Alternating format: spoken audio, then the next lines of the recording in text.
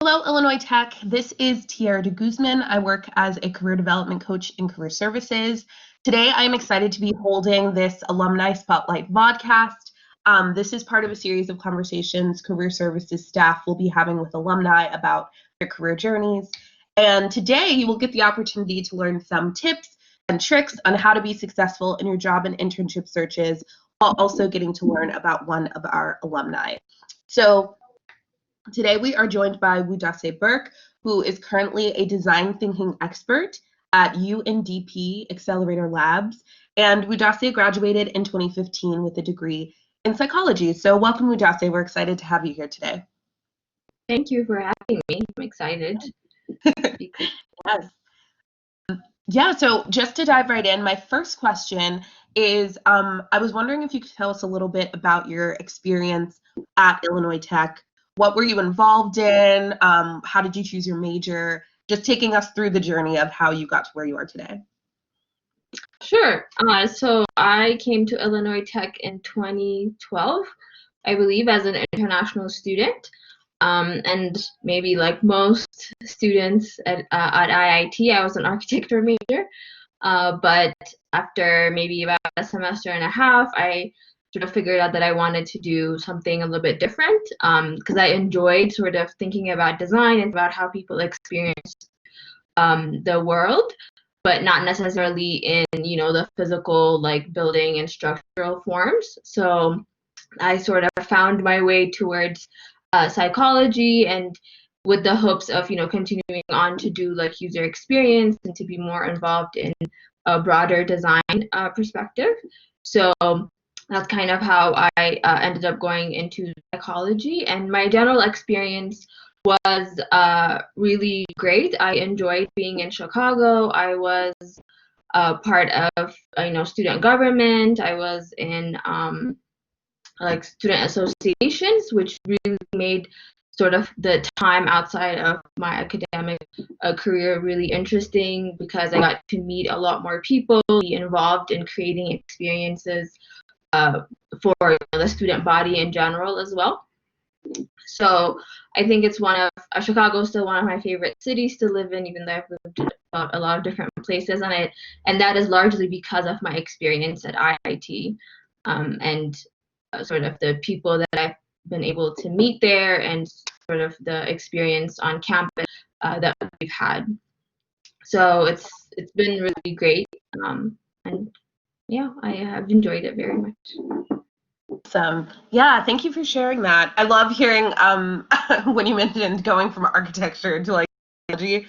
Yes, there are quite a few architecture students at Illinois Tech, and that often is like the grounds before like moving into something else. So I know that that's a common experience many of our students will connect with.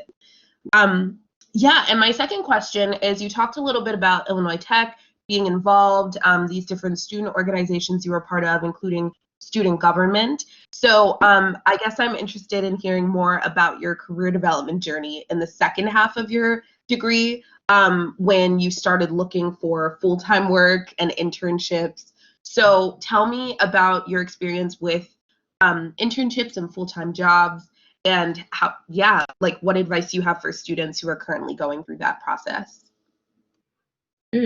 Sure. I think even just to mention, because I was talking about this actually like a couple of weeks ago too, about how like my time in student government has really helped me for like my job, my actual job, because, or even now, but before, in terms of like internships and creating sort of having those experiences that you wouldn't normally have as a student, because it is structured and it is like a job. If you think about it, some of the activities that we were doing in terms of putting events together and stuff like that, so that sort of helped me get some experience even when I was looking for internships. And so when I was in school, and that became something that I could mention experience, because there were solid experiences that I was getting in that perspective. So, and then I think there's a culture of doing internships at IIT in general, because a lot of, especially for students who are in engineering, it's super common for them. But even in psychology, as a psychology student, I did do an internship with the American Psychology Association, which really helped me broaden my perspective, because it was a program designed to sort of showcase what the different professions you can go into from psychology. Because I think a lot of people think that you study psychology, you become a psychologist, or you become a psychiatrist. It seems to be very limited. But that internship really helped me open up so much space in terms of, you could go into design like I did, but you could also, go the clinical route like a lot of people do, but we could also go into education, and really broadened that, my horizons, I would say. And yeah, definitely used resources at IIT, like the Career Services Center, went to like workshops and figuring out, how to do resumes, how to do interviews, attended the career fairs and things like that, that were super helpful for, especially when you come in as, as a freshman, or in, an early stages of your, education career. It's hard to figure out, how to present yourself, how to speak to potential employers. And so those were really helpful resources for me at that time as well. Yeah, thank you for sharing that. Definitely about the resources piece and being open to things as well. Like I like how you mentioned with psychology, there are all these different pathways that you can go, and all these different routes you can go. And so I think it's interesting to hear about your experience and see how you decided what made sense for you, which is something I know our students will also resonate with, like figuring out what to actually do with their degree, especially when you're in a degree that does not maybe have a traditional career path, like one traditional career path. So yes, thank you for sharing that as well. And that sort of leads to my next question, actually, which sort of has to go into skill sets. So what would you say are some of the skill sets that are most common, or most important for success in your particular industry? Interesting. For me, for my job, I think flexibility is very important. Being able to adapt to the situations, because a lot of things change. And I've had, currently, even though I work at the UN, I used to work at a software company before this, so which was very drastically very different. But even in that space, right? Like, you plan, you can create pathways for yourself, but things change, and so you have to be able to adapt to that. So that's really important. And then being able to work with different groups of people who come from like different disciplines, right? That's really important, because you usually, in my job, like I'm usually the only person who has that qualification within a team, because now we work in teams that are people from different disciplines, and so being able to understand and value their perspective, because even though I can come in and talk in terms of design, I can talk in terms of how people are experiencing this, or I can talk in terms of empathy, someone still come and talk about more technical things, right? More engineering things. Like we can talk about maybe more tangible things, right? In real life.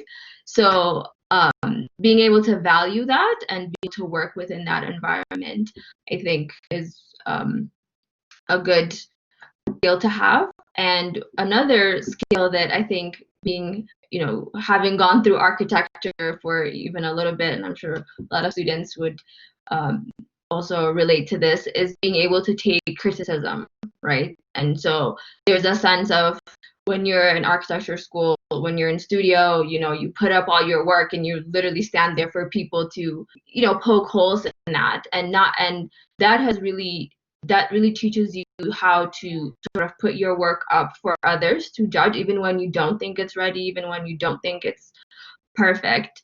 And that really invites, collaboration. That really invites for people to sort of make their suggestions and mark on it, and you shouldn't feel like, it's a personal attack or something that you take on. And this happens in the workspace all the time as well. So being able to take that on and not feel like it's, personal, I think really helps. So these are more, general skills, I would say, that are important for everyone. Oh, absolutely. Yeah. Flexibility, adaptability, being able to take feedback. Good Lord. Is something that it's really, and I think it gets hard for students because you put so much time and energy into something, and for somebody to tell you like, oh no, this is wrong, you need to change this, I think you should do this, it feels very like threatening. But I think absolutely a necessary skill to have, and not just in the design professions, like because I get feedback every day, like that I have to implement into my work. And it's important to like remember, you don't have to take every feedback, right? Like just because someone said it doesn't mean that you have to implement it, but just being open to just accepting that, and then you can go and say, like, think about it and say, okay, is this something that I want to take on, or it doesn't make sense for me to do that. That's also an important part of taking feedback. Absolutely. Love that. That's a really good tip.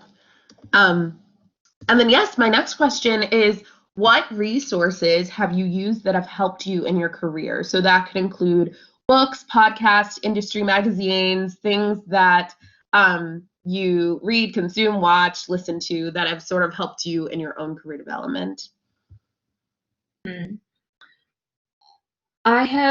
Books have definitely been a big part of my decision making, especially getting into the track for me going, moving more to psychology, because for me, like making that switch was kind of difficult, but I needed to figure out, okay, what would that look like? And I read some books, I believe by Tom Kelly, I want to say, but that really like me reading that book was like, oh, this is what I want to do. So now I have to figure out what this is, right? Like that's kind of how I moved into, went down the psychology path, and really talking to people, talking to folks that were in this space already, and asking for, completely okay for you to reach out to someone and say, we have LinkedIn, which is, very powerful tool for you to say like, hey, I want to do what you're doing. Like I'm a student, and can you please tell me like,